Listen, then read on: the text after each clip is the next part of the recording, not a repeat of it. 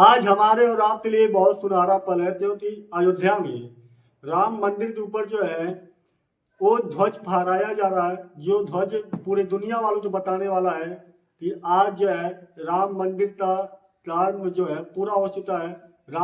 मंदिर जो है पूर्ण रूप से बन चुका है। क्योंकि आपको पता है कि इस राम मंदिर को बनाने लिए हमारे कितने सनातनी लोगों ने अपना जान की बाजी लगाया, कितना लोगों ने अपना जान दे दिया इस राम मंदिर के पीछे। हमारा आपका सौभाग्य है कि हम और आप जो है अपने आंखों सामने जो है राम मंदिर बनते हुए, राम लला तो विराजमान होते हुए और झंडा मतलब जो ध्वज है उसे फहराते हुए देख रहे हैं। तो हमारे आपके लिए सौभाग्य की बात है। इसीलिए आप वीडियो लाइक शेयर करना, सब्सक्राइब भी करना और हर किसी को ये वीडियो पहुंचाओ ताकि उन्हें अपने सनातनी होने पर गर्व महसूस करें। बहरहाल मिलते हैं नए टॉपिक पे, नए वीडियो पे। जय हिंद, जय भारत, वंदे मातरम। Thank you so much everyone.